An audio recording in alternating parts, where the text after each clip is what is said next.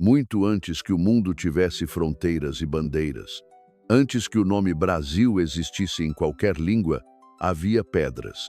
Elas não carregavam inscrições compreensíveis, nem símbolos reconhecíveis por quem hoje as encontra, mas estavam lá imóveis, silenciosas, estranhas, não pertenciam ao tempo das cidades, nem ao das aldeias.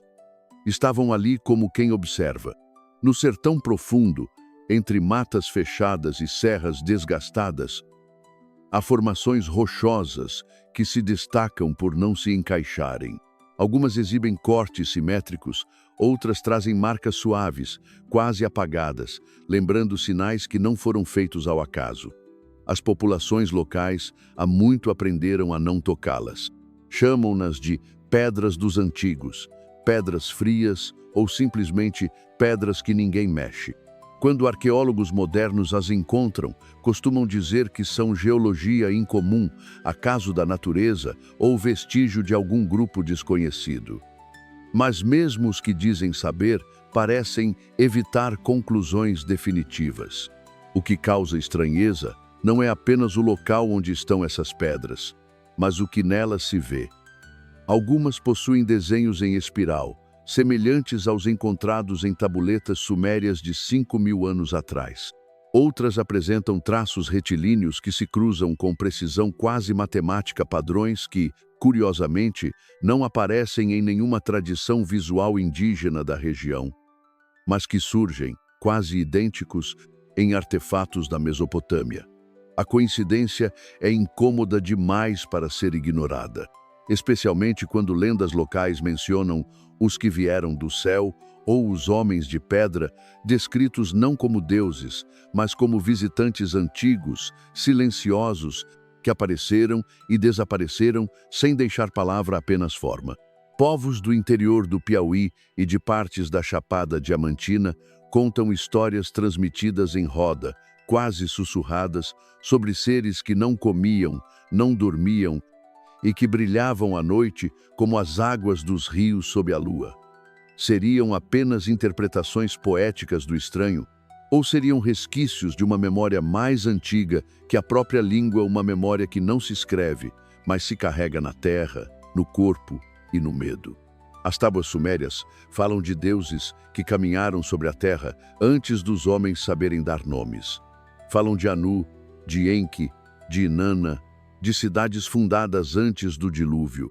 Se essas histórias pertencem apenas à Mesopotâmia, como explicar os ecos no outro lado do mundo?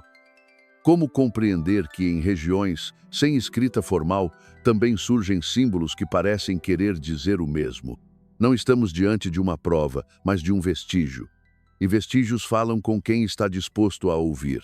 Talvez essas pedras não sejam monumentos, nem artefatos. Talvez sejam apenas sinais. Marcas deixadas por uma presença que não queria ser adorada, apenas registrada. Porque há deuses que exigem altares, mas há outros mais antigos, mais distantes, que preferem ser lembrados em silêncio. E talvez seja exatamente por isso que, em meio ao esquecimento, essas pedras ainda estão aqui. Há rios que obedecem à gravidade, escorrendo de montanhas em direção ao mar. Outros, porém, parecem negar o mapa e a razão, serpenteando em direções que desafiam a lógica dos homens. No coração do Brasil, em regiões onde floresta e silêncio se confundem, há um rio que os antigos diziam correr contra o céu. Os missionários riam disso. Os exploradores ignoravam, mas os povos da floresta sabiam. O rio não apenas corria ao contrário, ele também lembrava. Segundo as tradições dos pajés mais velhos, houve um tempo em que o céu se abriu não com fogo, mas com luz calma. E dela desceram seres longos, que não falavam como os homens, mas como os trovões antes da chuva. Eles vieram não para conquistar, mas para medir. Mediram o solo, mediram as pedras, mediram os nomes dos animais e o silêncio das árvores. Dizem que esses seres não deixavam pegadas, mas onde pisavam a terra ficava firme, como se estivesse pronta para ser escrita. Eles seguiam os rios, mas sempre subindo contra a correnteza. Por isso, foram chamados de os que voltam ao céu pelo caminho da água. Nas lendas do povo Krahou, ainda hoje se fala de um tempo anterior ao nascimento do tempo, quando um homem sem sombra navegou o Tocantins sem remo nem barco, apenas flutuando sobre uma pedra escura. Ele não comia, não dormia, e sua pele era como pedra polida sob o luar. Na tradição dos Yanomami, há um mito de origem que menciona os olhos sem piscar, entidades que vigiavam os homens e depois desapareceram na direção onde o rio nasce e não onde termina. Esses relatos, por si só, poderiam ser vistos como metáforas da natureza, como tantas outras histórias rituais. Mas algo neles incomoda: a constância. Povos que jamais se encontraram, vivendo a centenas de léguas de distância, com línguas e costumes distintos, relatam imagens semelhantes. Visitantes silenciosos, vindos do céu, guiando-se pelos rios, deixando marcas que não sangram, mas brilham. A tradição suméria também fala de rios. O Tigre e o Eufrates não eram apenas cursos d'água, eram caminhos sagrados. Disse que os deuses os usavam para descer até as cidades humanas, e que neles o tempo fluía de modo diferente. Em certos mitos, o próprio Enki, deus das águas doces, da sabedoria e das travessias, surge de um canal subterrâneo, trazendo instruções para a construção do mundo civilizado. Há uma narrativa, rara e pouco traduzida, encontrada numa tábua quebrada em Nippur, que menciona uma terra distante onde a água sobe ao invés de descer e onde o povo sem escrita canta como os deuses, mas sem saber que são lembrança deles. A semelhança é sutil, mas perturbadora. O que seriam essas águas que desafiam a direção comum? Que caminhos seguiram os deuses em suas primeiras vindas? Teriam eles, de alguma forma, tocado a terra sul-americana muito antes da chegada de qualquer outro povo? No estado do Acre, perto da fronteira com o Peru, existem geoglifos, formas geométricas enormes esculpidas no solo, que só podem ser vistas do alto. Círculos, quadrados, passagens simétricas. Foram feitas, segundo os estudiosos, entre 1000 e 2000 anos atrás. Mas os povos indígenas locais afirmam que essas linhas não foram feitas por nós. Apenas as limpamos para que elas não desapareçam. Como sabiam onde limpar? Se elas só são visíveis do céu, quem as ensinou? Quem veio primeiro? O rio que corre ao contrário é mais que um curso de água. É uma lembrança daquilo que flui em direção oposta ao que conhecemos. Uma história que sobe, em vez de descer, que ressurge, em vez de terminar. Os sumérios acreditavam que o tempo era cíclico, que tudo que começa já é eco de algo que acabou. Talvez, nas entranhas do Brasil, nas curvas lentas de seus rios antigos, morem não apenas peixes e lendas, mas reflexos de uma presença anterior ao próprio tempo. Talvez os visitantes sumérios, ou aquilo que os inspirou, não tenham parado no crescente fértil. Talvez tenham atravessado os céus e seguido os rios sul-americanos, não para conquistar, não para ensinar, mas apenas para lembrar ao barro o que ele um dia foi, e aos homens o que ainda podem ser. Muito se escreveu sobre o comércio dos antigos, sobre as rotas do sal, do ouro, do jade, do cobre. Mas há trocas que não deixam moedas nem contratos. Deixam apenas marcas no chão e nos ossos, no coração da floresta, onde os mapas tremem e os satélites mentem. Existem práticas que não pertencem ao tempo presente nem ao passado recente. São rituais que se repetem sem que ninguém saiba exatamente por quê. São gestos herdados, ensinados não por palavras, mas por presença.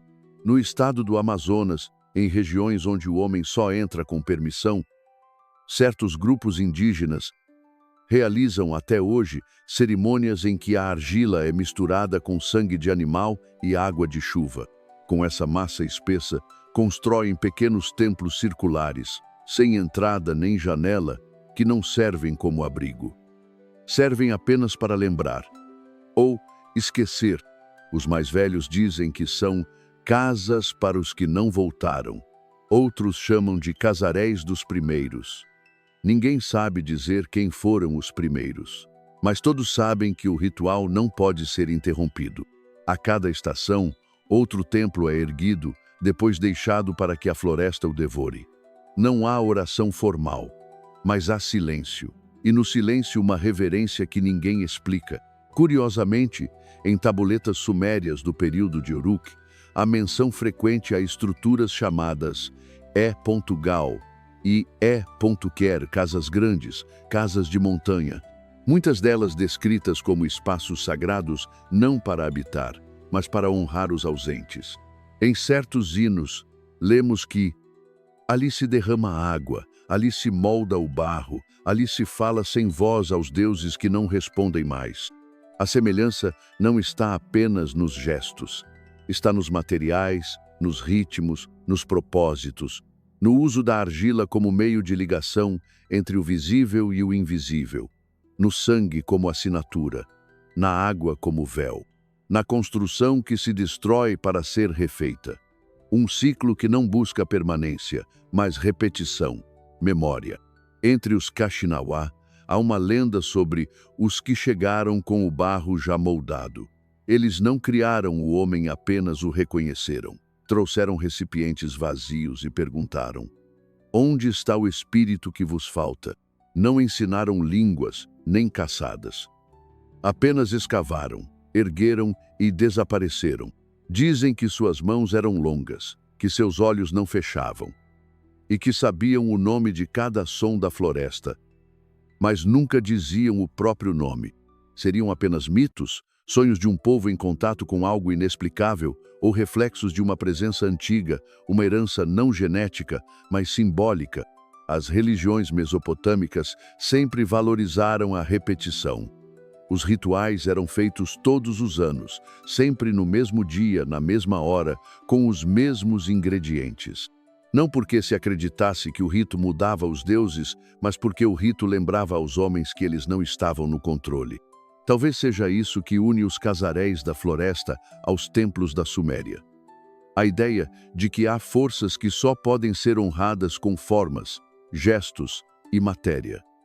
E que a linguagem delas não é a palavra, mas o padrão. Há também o elemento do sacrifício. Nos rituais amazônicos, raramente se mata por matar. Quando o sangue é usado, ele vem de um animal escolhido com antecedência, alimentado, cuidado e oferecido não como punição, mas como mensagem. O mesmo ocorria em Ur, em Nippur, em Eridu. Não era o sangue que importava, mas o que se fazia com ele. Em muitas tabuletas rituais, lê-se que a carne retorna ao pó, mas o sangue traça caminho no mundo dos que observam. Que mundo é esse? E quem são os que observam? No Alto Xingu, há símbolos esculpidos em madeira que se assemelham a padrões geométricos encontrados em cilindros sumérios. Alguns arqueólogos dizem que é coincidência. Outros que são apenas formas universais. Mas há um detalhe incômodo.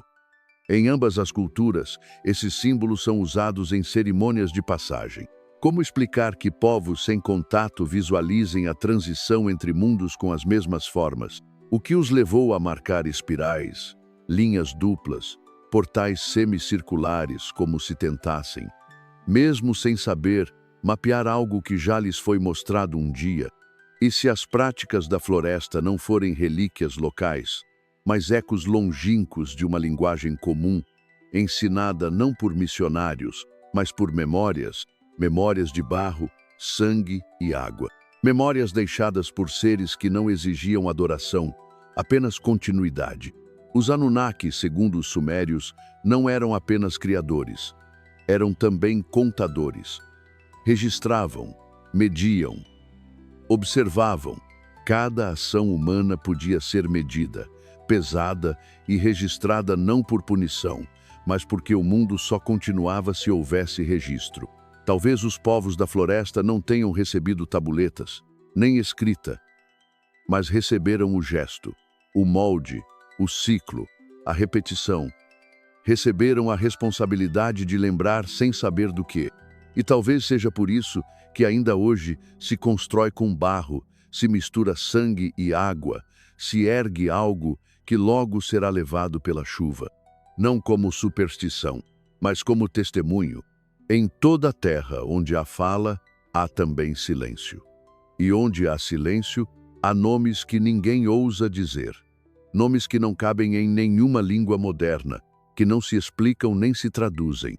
No interior do Brasil, entre os vales abafados do Pará e as serras solitárias do Maranhão, há palavras que os antigos sussurram, mas jamais escrevem. São nomes dados às pedras que brilham à noite, às árvores que murmuram durante o dia, aos lugares onde os pássaros voam em círculos por dias a fio. São nomes que parecem vir de outro tempo ou de outra terra. Os linguistas, quando os encontram, catalogam-nos como resíduos de línguas mortas, fonemas de dialetos extintos, fragmentos de fala pré-colonial, mas mesmo os especialistas admitem que há sons ali que não pertencem a nenhum tronco linguístico conhecido. Alguns fonemas não se repetem em nenhum outro idioma da América do Sul. Outros surgem em cantos rituais, mas nunca em conversas comuns. São sons que exigem esforço da boca e atenção do ouvido.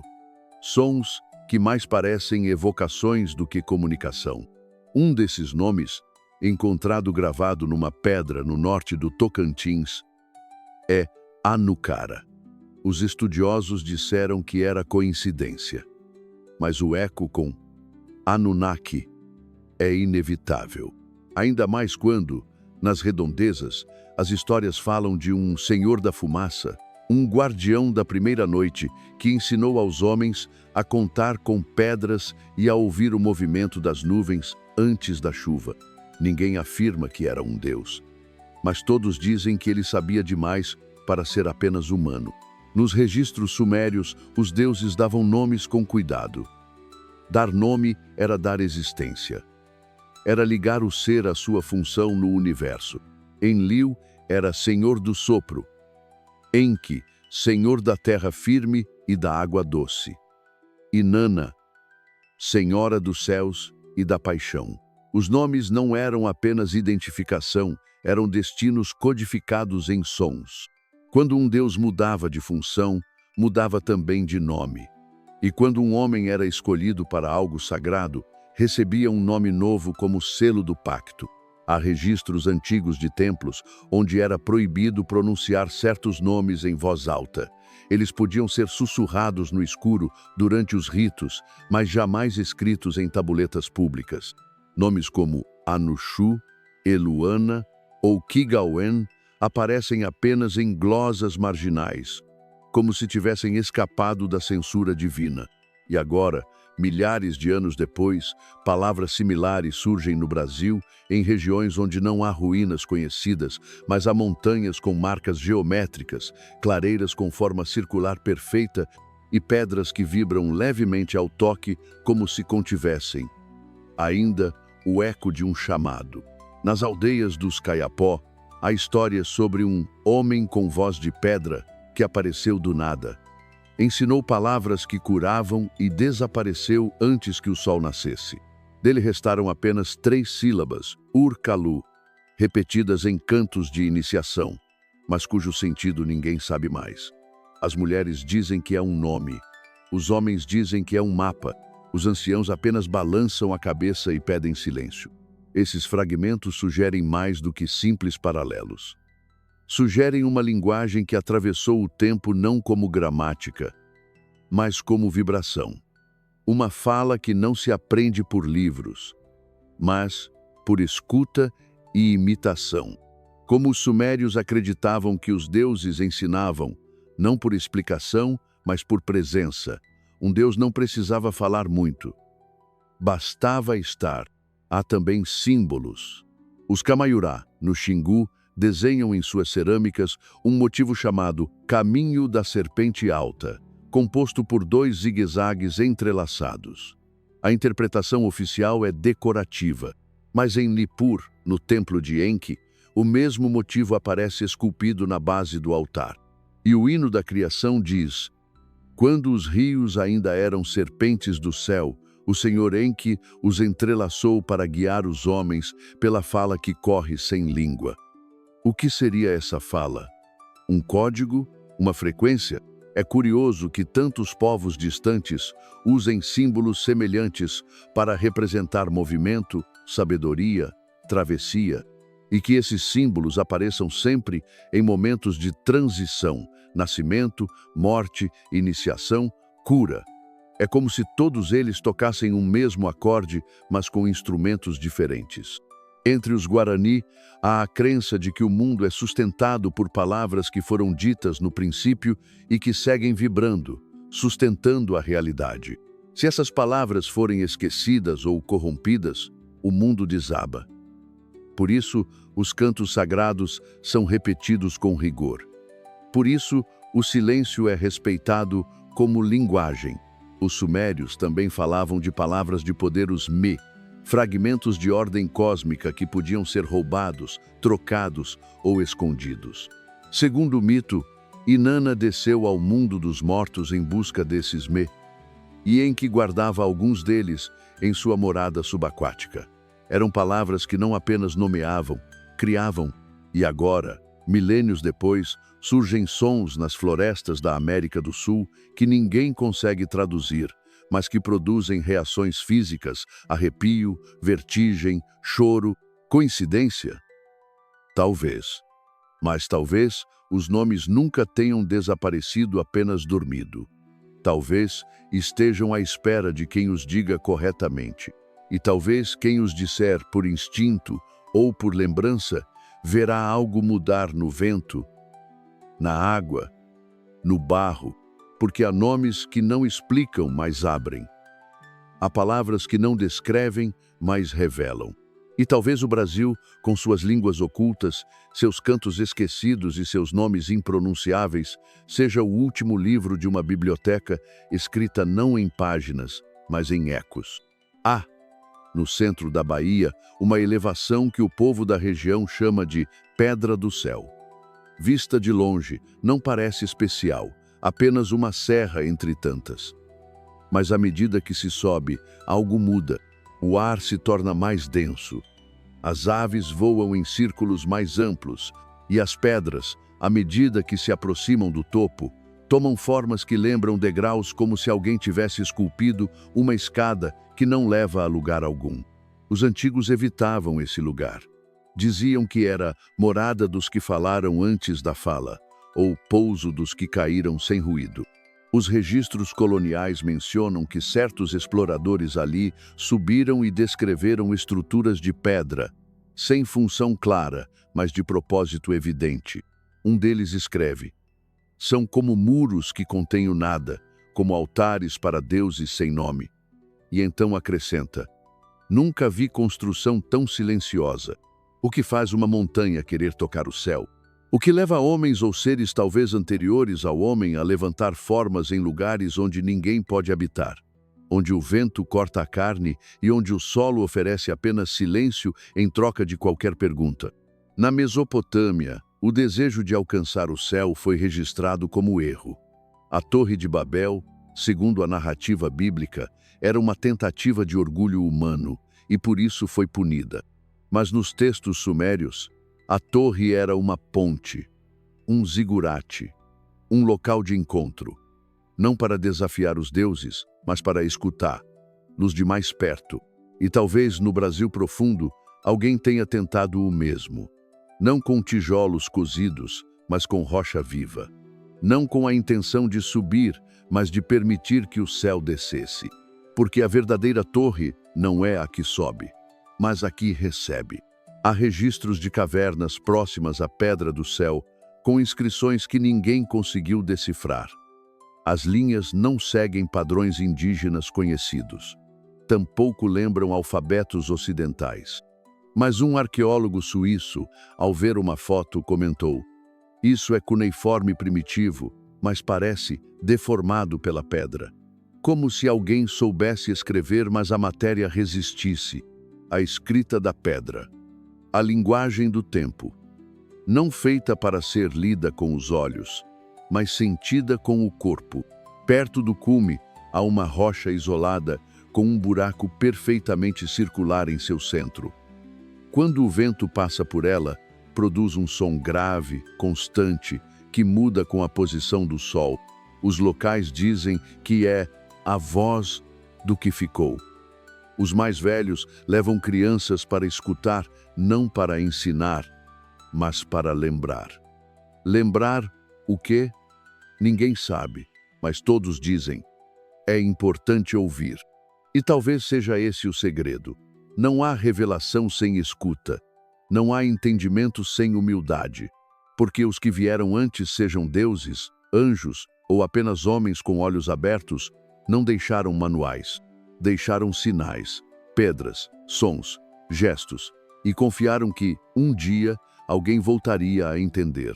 A montanha, então, não é prova, é pergunta. Uma pergunta feita em pedra, para um céu, que talvez já tenha respondido, ou esteja esperando que a pergunta seja bem feita. Em alguns momentos, ao pôr do sol, a pedra do céu projeta uma sombra em forma de lança sobre o vale. Essa sombra cruza exatamente um ponto onde, anos antes, arqueólogos encontraram fragmentos cerâmicos com motivos que lembram os símbolos de Lagash na Suméria.